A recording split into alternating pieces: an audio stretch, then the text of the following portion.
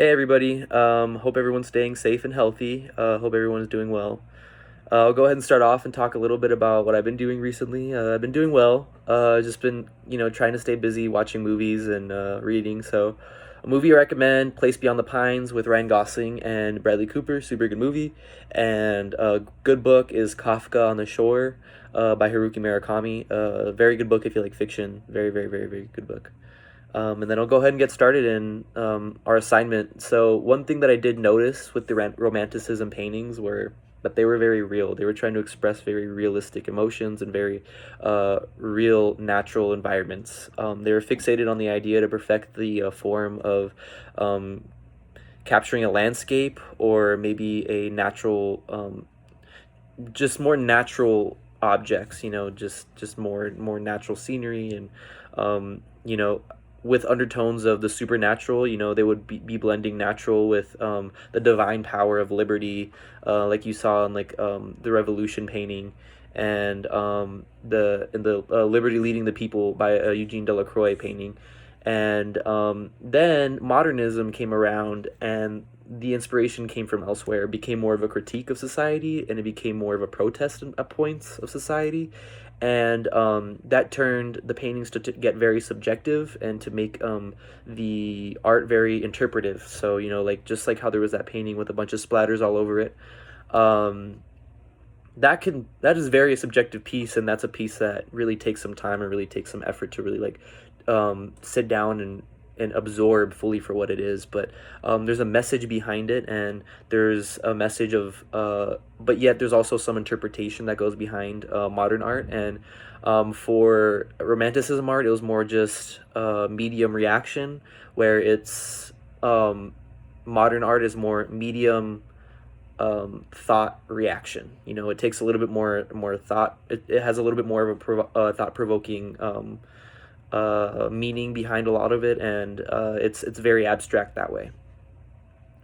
Some of the poetic work that I talked about was how the Romantic era was the era of capturing sensory. So there was a lot of sensory, and there was a lot of imagery, and there was a lot of illusions that they used to draw on the reader's sensory to be able to kind of inhibit the emotion that they wanted to kind of gravitate toward.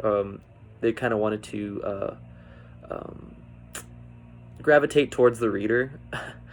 And so, there's that. And then with the modern era poetry, I said that it's more of an experimental approach, and it's also very subjective, to where they um, kind of get away from classic poetry meters, and they kind of use more abstract formatting for their work.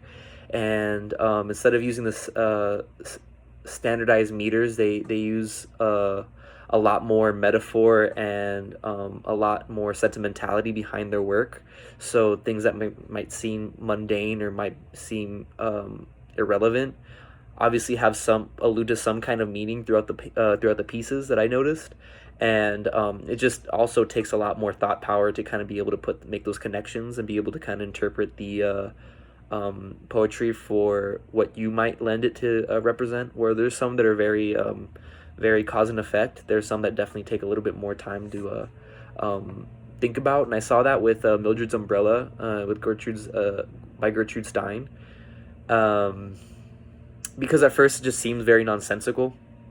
It seems like a lot of words just kind of crumpled together and kind of just put into one on one page.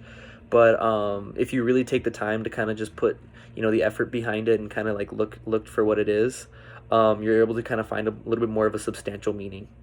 So there's that. And then with with the music from both the Romantic era and the modern era, they were both boundary pushing eras where there was definitely some kind of substantial jump from from the era that came before it. And so you see that a little bit more with the Romantic era, where each instrument is played in a coordinated classical setting, but they are using a lot different technique, and they're kind of trying to evoke a little bit more intimate emotion through smaller chamber groups. So you see that a little bit more Romantic era.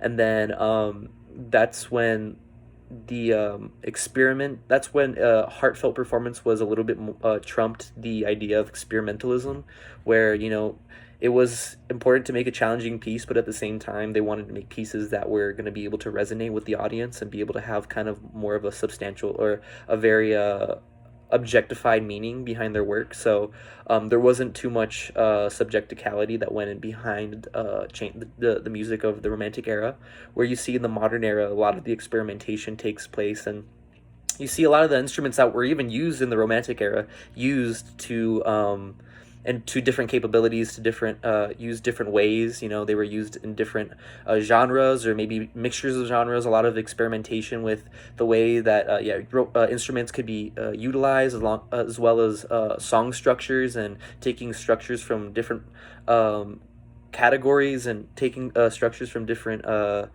genres, and mishmashing them together. You saw that a lot coming through and towards the a modern era. And it was more of a sonically curious era, where a lot of the pieces were extremely challenging, but at the same time there was a little bit more of a abstract meaning behind a lot of the pieces, especially like Cat O' Nine Tails. It's chamber music. You have a section of you have a wood section there, and they're playing the instruments that you would see like in a regular Romantic era chamber group, but they're using these instruments to make at times obscene sounds. So there's definitely that to think about. That the 20th century, especially that turn, was the liftoff and the launching pad for a lot of experimentation and change in that direction towards kind of going against the grain, and the quota, the classic musical quota. So those are definitely the things that I noticed, and the things that drew to me when looking at these two different eras and the mediums that they produced at the in their time. And I had appreciation for both of them. So I can't really say I had a favorite, but I definitely did enjoy this assignment. It was definitely fun, and it showed me a lot, most definitely. So hope everyone's well, and hope everyone has a great evening and a great weekend.